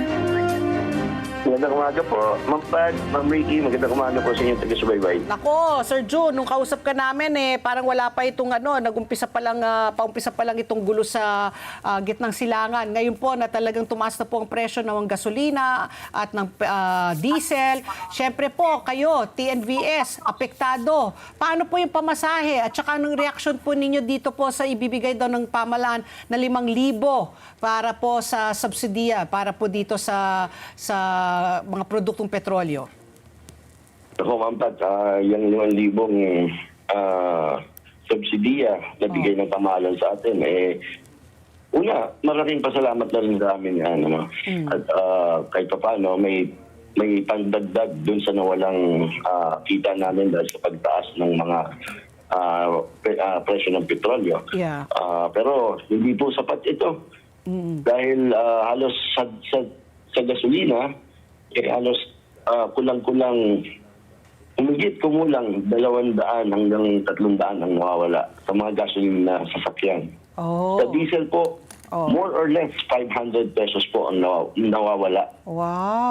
sa kita ng mga drivers sa pang-araw-araw. Oh, okay. So, my follow-up question there, June, is because of this, no, hindi pa kayo pinapayagan magtaas po ng presyo ng pamasahe. Status quo, no? Kumbaga, yung pamasahe, pareho pa rin bago po nagkaroon po ng krisis sa Middle East. Opo. Okay. Tama po, hindi pa tayo pinapayagan magtaas at wala pang nilalabas kung meron man itataas yung pamasahe or yung base fare Oh. ng TNBS. So hindi po maapektuhan ang ating mga mananakay. Pero ang hiling lang po sana namin, para hindi na talaga maapektuhan ang ating mga mananakay, yung po katulad ng sinabi ko noon, na baka silipin naman nila yung mga komisyon Oo. na ikinakaltas sa mga drivers ng transport network companies. Dahil napakataas din po. Umabot po sa 25 to 30% ang kinakaltas po ng Grab yan. Ang taas po.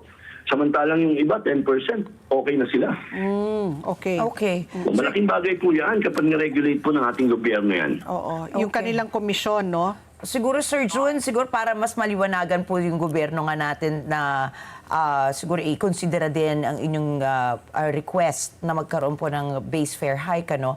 Ano po ba yung mga hamon na kinakaharap po ng TNVS drivers sa ngayon na siguro naman baka pwede naman nilang silipin din, ano, para po ma-consider ang inyong base fare request? Yun nga yung sinasabi natin dahil nung huling pagtaas ng pamasahe ng TNBS ay nasa 35 to 40 pesos pa lang ang gasolina noon. Halos na doble na ngayon. Kaya panahon na rin naman talaga para magtaas kahit papano. Pero ulitin ko, kapag tinaas pa natin ang pamasahe at tinamaan talaga yung mga mananakay ng TNBS, baka hindi na sumakay ito sa mga TNBS. Correct, oo. So, Baka mamili na lang sila, mag-jeep na lang sila o mag-motorcycle taxi dahil mas mura. MRT, oo. So, Sir June, ito nga, ang gusto mo, i-regulate na po ng LTFRB, yung base, yung komisyon. So, ibaba from Tama po. from 20 or 25%, ibaba na lang sa 10% para po hindi kayo hihingi ng taas pamasahe. Totoo po yan. Malaking bagay po ito na madagdagan ng additional 10 to 15% kada araw ang kita ng ating mga kasamahan na TNBS driver. Isipin niyo po, kapag kumikita ng 4,000 sa isang araw, ang mga TNBS drivers, no? Kung 25% ang ikakaltas dyan, mababawasan ng isang kulang-kulang 1,000. Oo, correct. Oo. Kung 10% lang ang ikakaltas dyan, 400 lang ang may kakaltas. Malaking bagay po yun. Oo nga. Oo. So Sir June, itong yung sinasabi nyo yung commission nila, hindi pa ito standardized. Kumbaga, unilateral, kunyari, ang Grab, ay basta gusto ko 25%. Tapos kunyari, si Move It, ako 10% ang gusto ko. So wala po talagang nakaano sa regulasyon ng LTFRB kung ano yung tamang commission rate. Hindi po yan nakatakda. Wala pong nire-regulate ang LTFRB tungkol sa komisyon na kinukuha ng mga transport network company sa mga drivers. Ang tanging nire-regulate lang po sa ngayon ng LTFRB yung pamasahe ng mga mananakay. So why don't you switch to another TNVS operator who charges less? Totoo po yan at marami na rin naman pong naglilipatan na mga TNBS dahil pinapaliwanag natin kasi yung mga nagbibigay ng mababang komisyon ay mababa rin ang kanilang pamasahe. Yun nandun lahat ng mga pasahero natin. Correct. Katulad po ng InDrive, mababa ang pamasahe, mababa rin naman ang kanilang komisyon at malaki ang kita ng mga drivers. Kaya lang, itong Grab na nakasanayan na natin ng ating mga mananakay na natiling mataas ang pamasahe, at mataas din ang kanilang komisyon. So, parang baliwala din, ganun din. No? Napunta lang sa Transport Network Company yung taas ng pamasahe. Oh. So, Sir John, ano na po siguro yung para po magkaroon tayo ng konkreto na siguro pagtingin nga sa hamon na kinakaharapin nyo. Ano po yung take-home pay usually on an average ng isang TNVS driver kung ang daming ang kinakaltas na sa kanila? Yung driver po na nakikilabas, nakikiboundary, yan. For example, kumita po ng 4,000 yan sa loob ng 12 oras. 12 hours. 1,000 ginagasolina niyan. Yung 1,000, yan po yung boundary niya. Okay. Yung may 2,000 pa, kakain pa yan. Ayun. So, ang natitira po dyan nasa 1.2 to 1.5 sa loob ng 12 hanggang 14 oras. Ngayon po, para kumita ka ng ganon, i-extend mo ng 14 to 16 hours. Wow. Para kahit papano, ma-hit mo pa rin yung gusto mong take home para sa pamilya mo na 1,200 hanggang 1,500 every day. Oo. Meron na po ba kayong datos ngayon, sir? Dahil nga, di ba nagkakaproblema na ngayon na bumaba po yung take-home pay ng mga drivers. May datos na po ba kayo ngayon kung ilan na yung mga nagkukonsidera na rin na tumigil sa pagmamaneho, pagbabiyahe? Ito po, nagkukwentuhan po kami. Nandito nga yung mga ibang operators kagabi sa bahay dahil ayun nga, meron silang 50 unit, yung 10 na unit nila isinoli na. At nagpaalam na sa kanila dahil magtatrabaho na lang muna daw sila sa walang boundary. Yung kumbaga mamamasukan muna sila bilang driver, family driver, or magtatrabaho muna, magra-racket muna, magtinda ng barbecue para kahit papaano ay kumita. Kawawa din po yung ibang operators ay hulugan din yung kanilang sasakyan. Correct. Oo. Mauwi po talaga ng pagkalugi. At ito po, ang resulta nito ay pagkabawas ng mga bumabiyahe na TNVS driver sa ating kakalsadahan. Correct. Sir John, napansin niyo ba kung gumaan ang traffic at saka kanina kausap lang namin po si Sir Willie Titen na yung mga electric vehicle. Yung mga sasakyan ba ng TNVS, mayroon ba ho dyan nag-hybrid na? Kasi if ever, no, mas efficient po yan, mas nakakatipid? Or para most of them traditional pa rin ng mga sasakyan?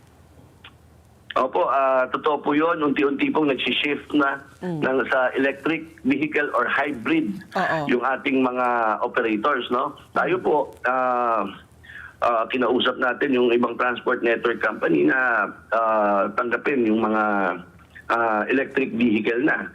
So, pinayagan naman po ito ng LTFRB.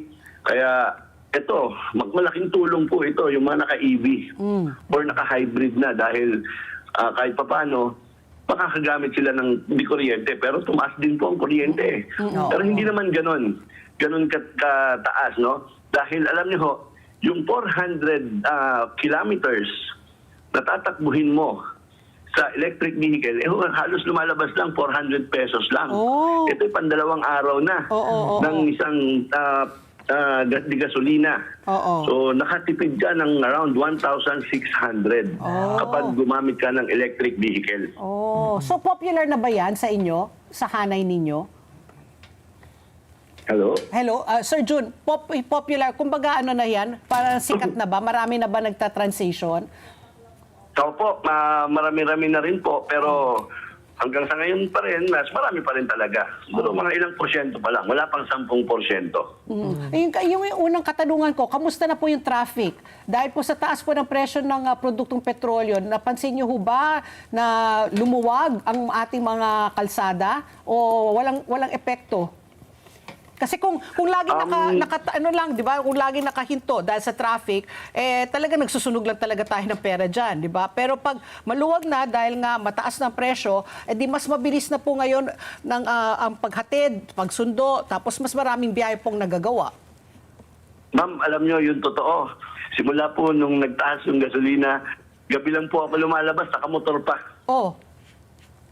So, hindi ko na nakikita yung traffic. Pero pakiramdam ko po, nabawasan po yung mga sasakyan sa kalsada dahil sa taas ng gasolina. Ako po kasi mismo, hindi na ako nagsasasakyan. Nagmumotor na lang po ako.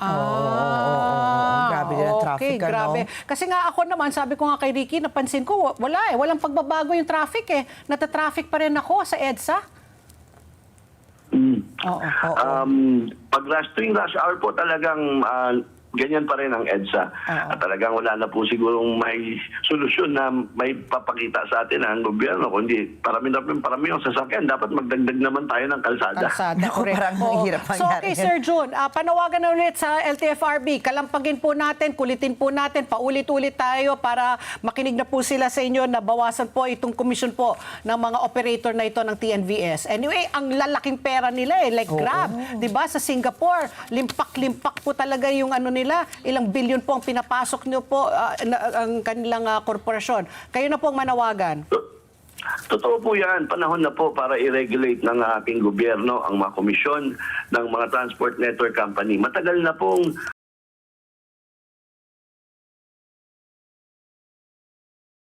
pinayaman at pinagtrabahuhan ng mga TNVS drivers yung kanilang mga kumpanya.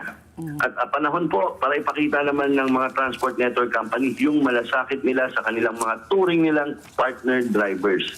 Number 1 po, ibaba nila ang komisyon. Pangalawa po, ibalik, kunin nila ulit yung mga discounts ng senior citizen, student discount, at saka personal disability. Dapat sila na rin na po ang nag-shoulder nito. Hindi na po ipinapapasan yan sa mga TNVS driver, lalong-lalo na sa panahon na ganito at may krisis at hirap na hirap po ang mga driver natin dahil sa taas ng gasolina. Ayan, o Thank sige, you, sir. sige. Uulit-ulitin natin, kukulitin natin sila hanggat mabingi sila at marinig po ang inyong kahilingan. Maraming salamat po, Sir Jun De Leon. Thank you, sir. Maraming salamat po, Ma'am Ricky, Ma'am Pat, mabuhay po kayo. Okay, si Mabuhay Sir po. Jun De Leon, ang presidente po ng Laban Transport Network Vehicle Services. At ang oras, alas 9:48 na po ng umaga. Tuloy-tuloy pa rin ang ating pagbabalita.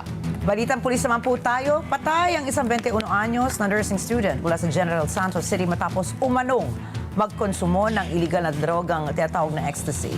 Ayon po sa mga otoridad, hinala ng pamilya ng biktima ang kaibigan at boyfriend na estudyante ang nagbigay dito ng naturang droga.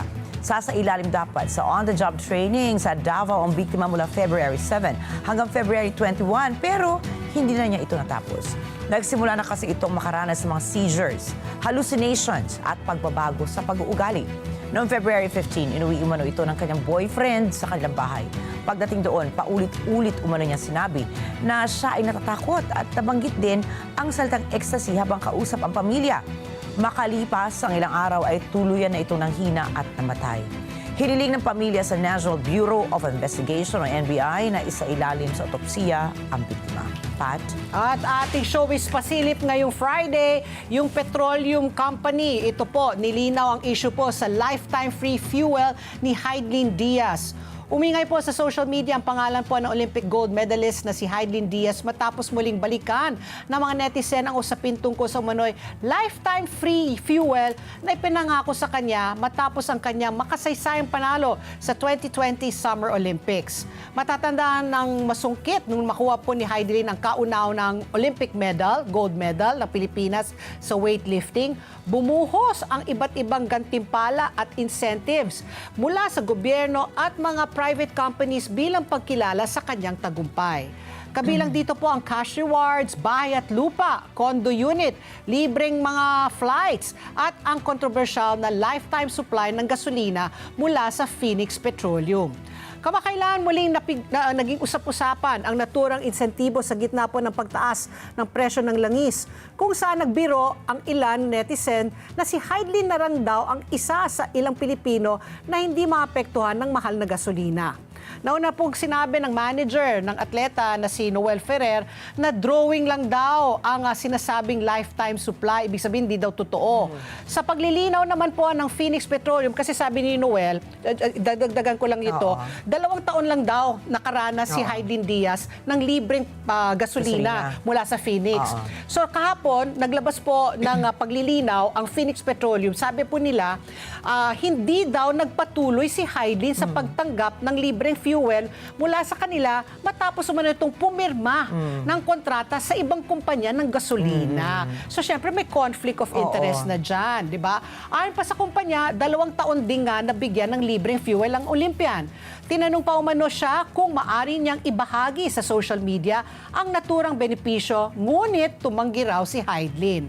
Binanggit din po sa kanilang pahayag na noong 2018 ay nag-organisa na sila ng donation drive para sa mga atletang kanilang sinusuportahan, kung saan nakapagbigay umano sila ng cash donation na umaabot sa 5 million pesos. Sa huli, sinabi po ng kumpanya na nagtataka sila kung bakit nauwi ang usapin sa mga nakakalito at nakakaligaw na kwento, pati na po sa mga hindi patas na kritisismo laban sa kanila. So yun pala, you always have to get really both Two sides of the story, you know. At ang oras, alas 9:52 na po ng umaga at magbabalik pa po ang ASPN. Ano sa palagay nyo? Ang sigaw ng Pinoy Nation. Oras! Alas 9:54 na po ng umaga. ESPN pa rin tayo, ang serbisyong publiko ng Net25. Ayan, paalala po, sumugod na po kayo dito sa Net25 dahil po may serbisyong publiko kaming hatid mula po sa LTO. Ito, kabilang po dyan ang renewal ng car registration, renewal po ng inyong driver's license, medical po para sa license renewal. Ang student license application rin po, pwede nyo kunin dito. Ang TPL, insurance, available rin po. Kaya naman, bisitahin nyo na po kami dito sa number 25 Central Avenue, Quezon City. Kanina po yan, alas 8 nagbukas at hanggang alas 4 po kami ng hapon. Siguraduhin lang po magdala kayo ng valid ID para sa mas mabilis at maayos na proseso. Sugo na mga kababayan! At ang oras, alas 9:55 na po ng umaga. QOTD po natin ang sambayanan pinusahan natin. Pipiliin nyo ba ang e-vehicle o ang traditional na sasakyang gumagamit ng gasolina o diesel? Basahin po natin ang mga comments mula sa Facebook. Sabi po ni Jerome Apilado, kung solar-powered ang bahay nyo, libre ka na sa charging ng EV nyo. Ganun ba yun? Hindi ba kailangan ng charger? Solar ba? Hindi ako familiar. Kaya pabor na pabor ang mga EV ngayong may krisis sa langis at petrolyo. Samantala, sabi naman ni Diyos, datatayag, fuel pa rin, temporary lang naman ang taas ang fuel. Huhupa rin ang gera at babalik sa dati ang presyo. Aba, very hopeful po si Optimistic siya. si Diosdado. Sabi naman ni Jazz Turan, big no. Dito po kami sa kabundukan. Ayun naman, oo. Ayan, some 1990 na vehicle pa nandito na Japan brand. Oo. Everyday hakot dito, hakot doon. Diesel engine, Carabao patience at endurance ang kailangan. Ayun na nga. Kasi depends nga kung saan ka doon nakatira, sabi nga ni Willie. Kung kuryente nga, problema pa nila, Oo, mag-i-vehicle pa ba correct. sila? Oo. Samantala, sabi naman po ni Ernesto San Luis, electric vehicles will not last long and cannot travel long distance within 24 hours. Expensive maintenance costs. Medyo totoo. Totoo. I have to agree with that. Yan. Okay. Kaya nga sabi niya, dapat talaga, gumawa ka talaga ng listahan. Pros and cons. Tama, Tapos, you weigh it and then you decide. Tapos depende sa lifestyle mo, di ba? I-consider mo. Oo. Yes. Yan. Bago kami magpaalam, happy birthday po kay Teresita Malazarte ng Saida, South Lebanon. At happy birthday po kay Carmi Tagapan ng Manama, Bahrain. Uy, ingat kayo dyan sa Bahrain. Ito, happy birthday po kay Ka Dominic George. Greetings from your wife, Dr. Donna, and daughters Nika and Nikki George. At happy 57th birthday to Ninfa Legaspi Lopez, nanonood po sa NE Cabanatuan, Kaalibangbangan. Ito din, syempre may baon ako ulit. Ito, sige. baka pumangit yung buhok ko pag hindi ko mabati ang kanya mister. Ito, mula kay Lolit Pineda, happy 54th birthday to Mr. Marson Pineda mula sa Pampanga. Asawa ba yan ni Miss Lolit? Miss Lolit, kaya kailangan batiin. Ayan. At gusto ko rin batiin ang napakasipag po na Human Resources Department ng Net25. Siyempre, especially to my BFF there, si Kawena. Good morning po, nakabantay sila Si sa atin. Wena, Kawena. Oo, mula umaga, nakatutok na sila. Kawena, kamusta ang honey mo? Hindi, kasi tagtanong siya sa akin, Miss Pat, saan mo kinukuha yung honey? Sabi ko, bibigyan kita para matikman mo. Kaya tinatanong ko sa kanya, kamusta ngayon ang honey mo? Akala ko kung sinong honey ni Miss Wena. Okay. At dito po sa ESPN, mahalagang inyong palagay. Mahalagang bahagi yan ng paghanap natin sa katotohanan. Kaya sa bawat isyong napapanahon, parte po kayo ng diskusyon. At tandaan po, ang buhay ay hindi patagalan, kundi pasarapan talaga yan. Kaya sulitin po natin. Tawanan na lang tayo ang problema. Mag-food trip na masarap, gumala at gumawa tayo ng mga masasayang alaala. Kasi payday ngayon, di ba? At talaga, isama na rin po natin dyan ang matitinding panalangin po para humupa na po ang gera po dyan sa gitnang silangan. Kaya enjoy your weekend, pero tutok kayo dito sa Lunes, dito sa Ano sa palagay nyo? Happy Friday! Happy Friday, everybody! See you on Monday! Susunod ka na Umaga Girl! At alas 9:30 po ng gabi mamaya, mata ng Agra International dito lamang sa Net 25. Happy Weekend! Happy weekend!